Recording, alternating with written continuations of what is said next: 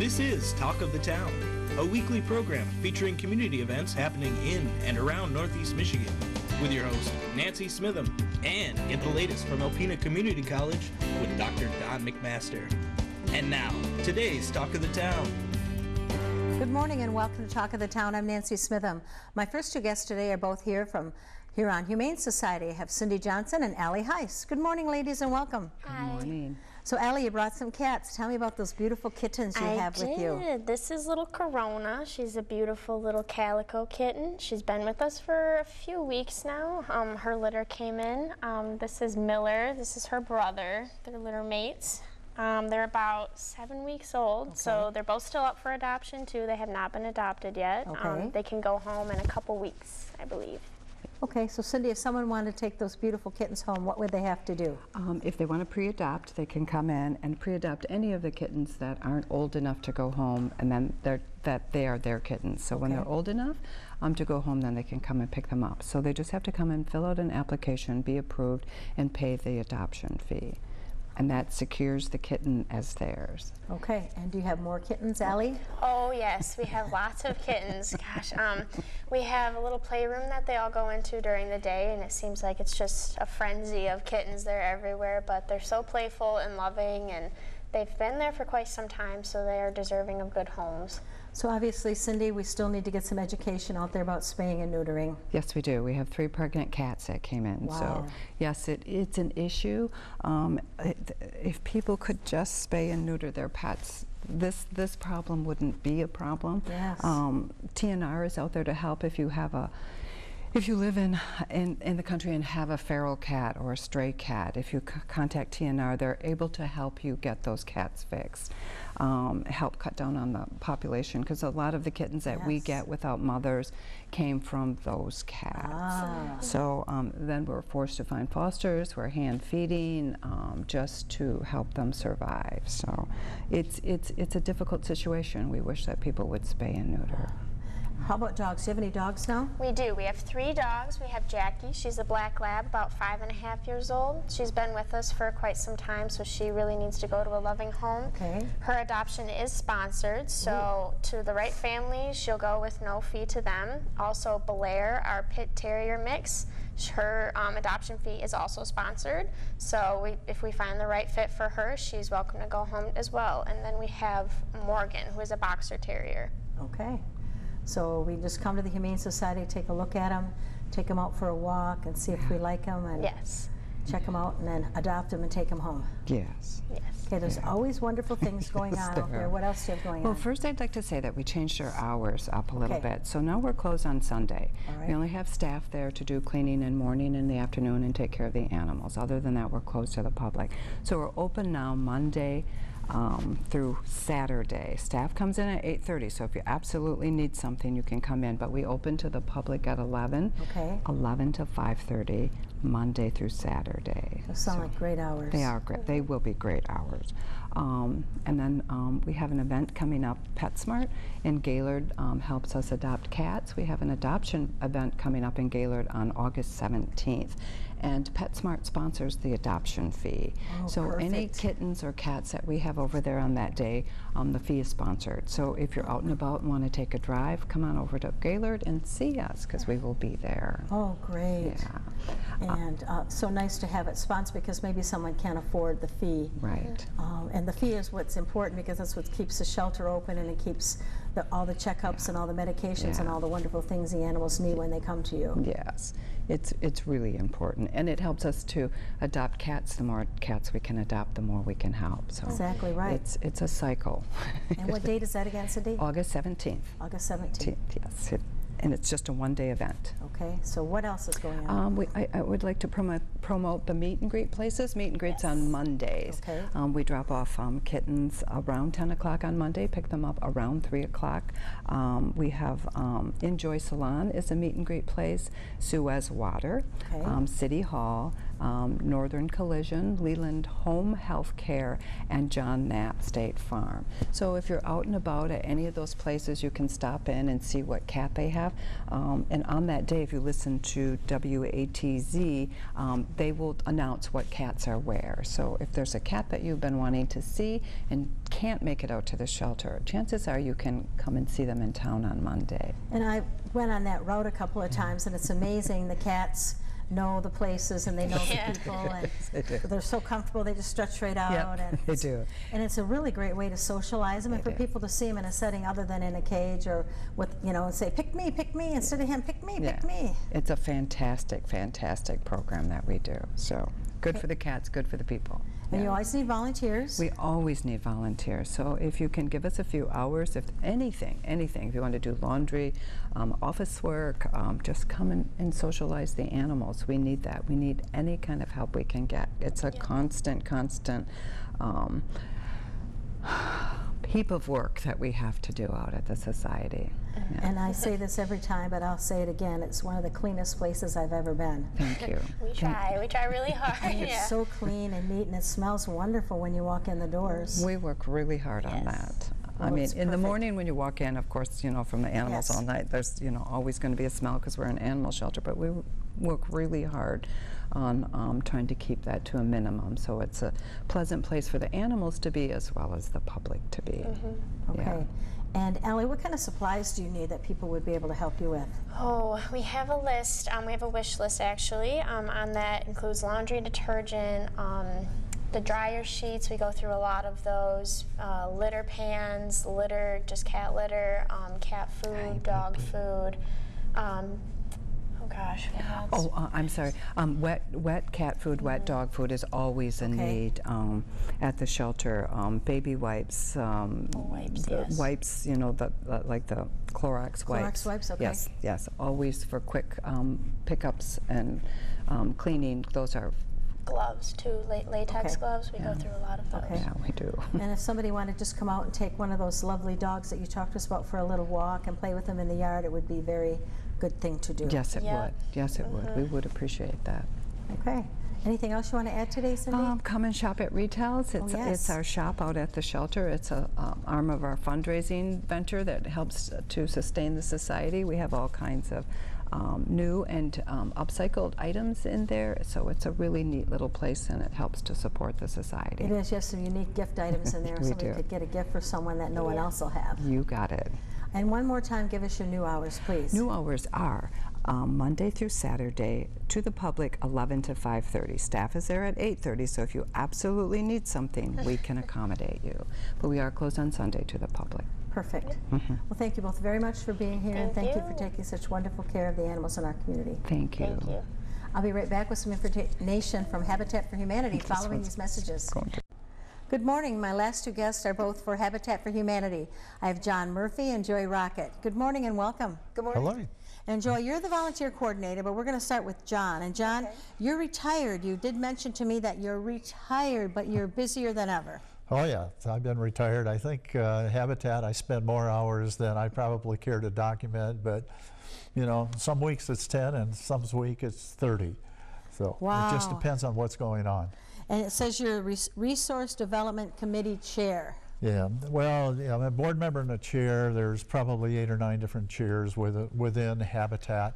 But resource development gets to work with Joy, and the reason for that is to not only have volunteers, but to do some fundraising. And as a nonprofit, we're always in need of support and sponsors. Okay, so the first question you have on here for me, and I know the answer to this, but maybe everyone else doesn't. What is the Habitat idea? Well, the Habitat idea is real simple. First of all, to provide simple and affordable housing to individuals who may not be able to afford some form of a commercial loan. So it's just to, you know, work with community, build pride, build character, and give people a decent place to live. And we want everyone to know those homes are not free. Well, the homes are not free. They definitely come with a price tag. So people get a loan just like anyone else would get a loan buying a home, and they are expected to repay that loan. This year in the last few years, we've had probably 7 or 8 people in the local area who have actually paid off their homes, and they're still living in them. So that's great. The other part is the down payment. Habitat requires 250 hours of sweat equity in place of quote monetary down payment. So the individuals, we call them partner families that are coming in, are required to put in that 250 hours, and that's per adult. So mom and dad and the kids, so there's 500 hours between mom and dad that have to be delivered in some way. Perfect. And then they can help on other houses, and families and friends can help. That, you know, and Yes. that they buy into it then. I think that's probably my favorite part of Habitat, is that the people who get the homes are buying into the home, and they know it's theirs, and their pride shows, and say, hey, I built this, hey, I did that. So I think that's pretty wonderful. Yeah, well, I mean, just for the community. I mean, right now, Habitat's, we are celebrating our 30th anniversary this year. And over that 30 years, we have built approximately 90 homes in the 3-county area. Habitat started out in 1989 in Alpena, and then in 2005 the Restore was added, but in 2011 we merged with Alcona County, and in 2014 we merged with Presque Isle County. So now we, well, obviously we're operating in those 3 different counties. I guess, you know, just in a general sense, what goes back to the community is that, you know, the average house that we build for people usually has a tax base of something like $900 a year. So if you take that $900 and multiply it by the 90 houses that we, there's a lot of tax money going back to the counties every year. So it's a sustainable program. And then the money that people pay in as part of their mortgage, if it's financed through Habitat, that money goes back to rebuilding more homes. But in addition to that, we always need more money, so we have a wonderful set of sponsors. In Alcona County right now, we have 3 homes that are being developed, and we have a great grant from the Michigan State Housing Development Authority, and the Land Bank has offered to help us do some infrastructure for building these homes. So it's really a partnership, and that's what Habitat is all about. So. Okay. And Joy, you get volunteers. You're out there in the community finding wonderful volunteers to help. Yes. So give me an idea of what a Habitat volunteer would do. Well, usually you would think of the Habitat volunteers on the construction sites, and that is really the basis of Habitat for Humanity. We take people that have no construction experience whatsoever. If they would like to come and volunteer, they are trained on site, they're trained in safety, and then they can do anything from painting to lifting walls to landscaping. We also have volunteers that work on a program called A Brush with Kindness. And A Brush with Kindness goes out into the community and helps people who can't get outside their home to do repairs that need to be done, or perhaps take care of some outside painting or a ramp, an access ramp, down to mowing the lawns. Wow, that's wonderful. It is. It's really good. And I know in the past I've helped a couple of different times when you've had a large group from out of town come in. I've gotten a group of ladies together to make sandwiches and cookies and bring treats and things to the people that are working. So those are things that people... That's a good point too. Those are volunteers, and we need the volunteers in so many areas. Another place is our Restore. Okay. We need people to help out the buyers that come in, and also to help out the donors. And the store looks wonderful, by the way. And we are putting on a new addition. I was there couple weeks ago and bought some items, and it looks absolutely beautiful. It was so neat and tidy, and everyone was so warm and friendly and helpful. And it's being expanded. We have a special room for all the upholstery furniture that we're selling, is in the process of being built.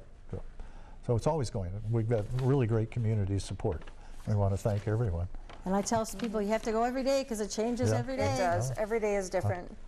Okay, so before, I want to make sure we have time. Let's talk about what some of the events are going to be going on for your anniversary. Well, 30th anniversary is going to be celebrated on September the 19th, which is a significant day. Because this happens to be my birthday. Oh, well, that's why you picked that day, of course. But anyways, no, we have Sandy Pearson, who is the CEO and president of Habitat of Michigan. She's coming to speak.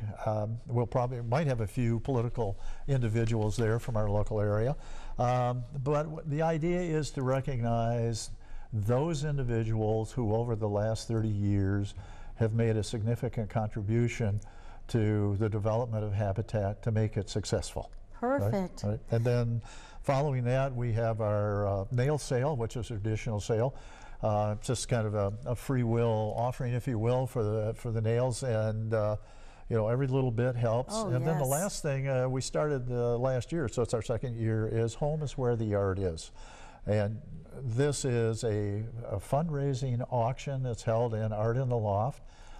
Tickets are sold, and we're really dependent upon local artisans to give us their wares, whether it's you know, a painted thing, or whether it's woven, or whatever it is, something that fits in the house. So those primary are our two primary focuses for the moment. So you're still looking for items for that event? Yes, Okay. we are. Yes. And We're looking for items. We're also looking for volunteers Okay. to help out at both events, or all three events with the nail sale. Yeah, especially the nail sale, because that's Friday and Saturday, and those are 2 days, so. We'll be throughout the town of Alpena selling our nails. Just stand there, and people, I mean, people see the name Habitat for Humanity, they know what a wonderful organization it is. you know, the one thing to underscore is that what happens in Habitat is because of the volunteers. It doesn't matter whether the volunteer is making lunch for volunteers that are building, or volunteer artists who are donating projects to raise money. Everything is volunteer driven. Okay.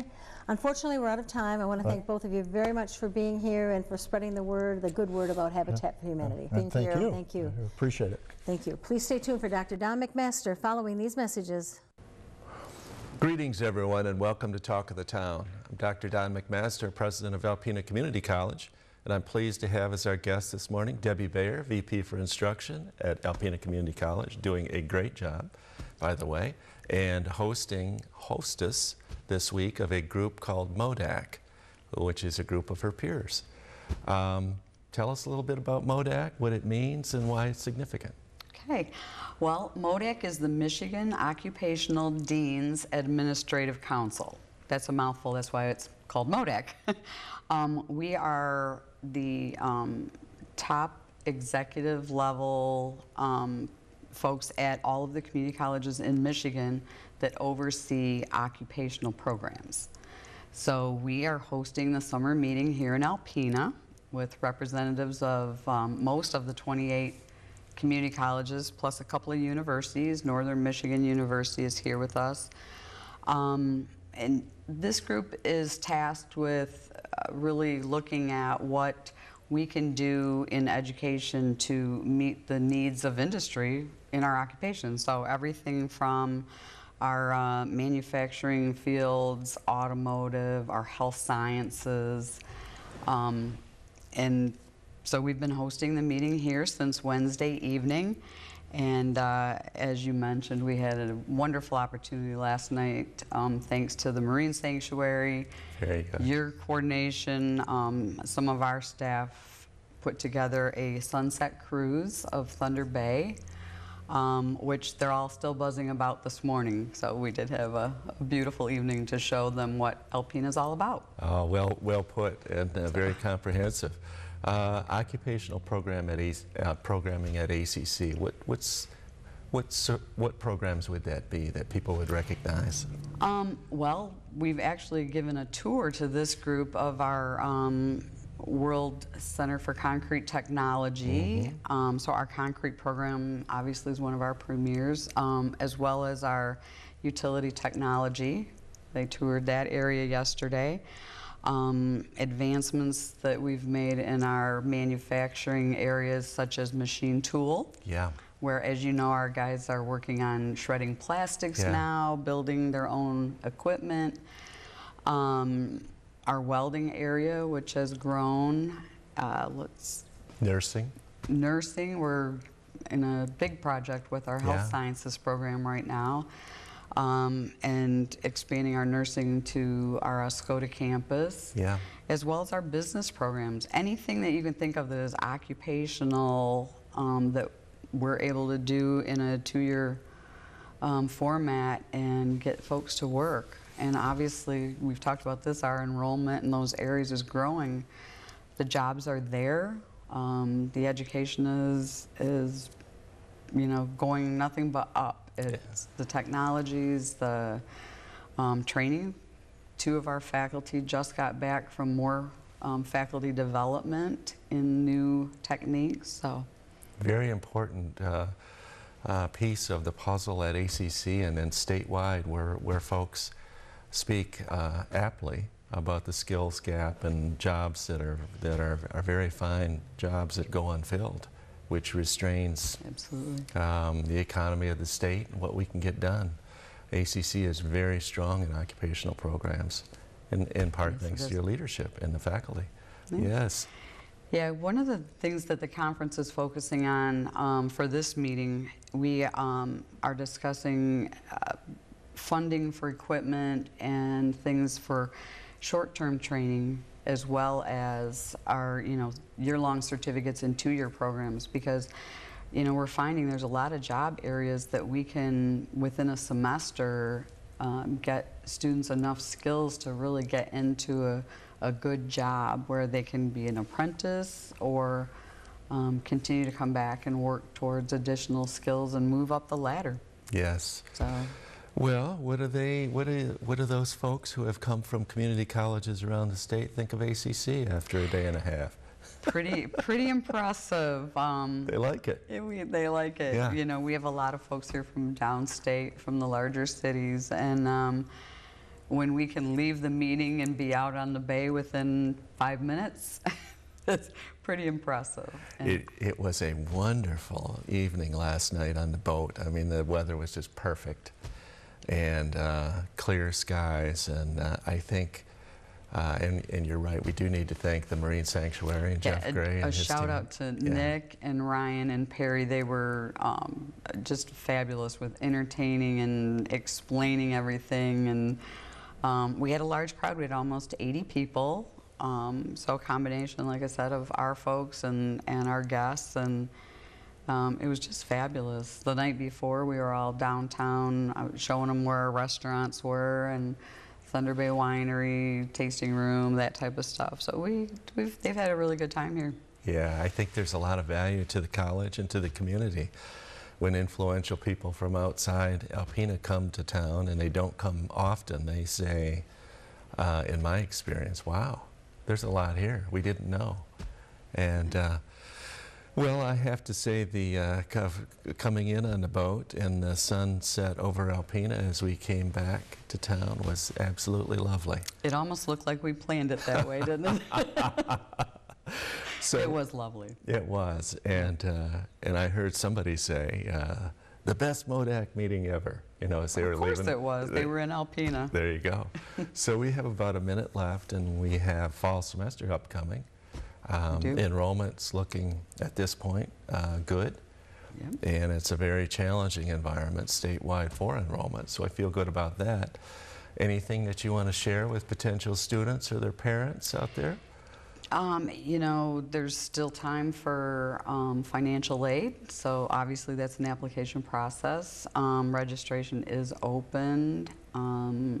There's a lot of great programming, so even if somebody thinks they want to go back, they're looking at new job skills or maybe a job change altogether, I would say come visit the counselors. We've got career counselors, obviously in the Student Center available, and then faculty will be back in a couple of weeks. But yep, there's still time, and it's never too late to change directions. Wonderfully put. So, thank you, Deb, and thank you for hosting MODAC.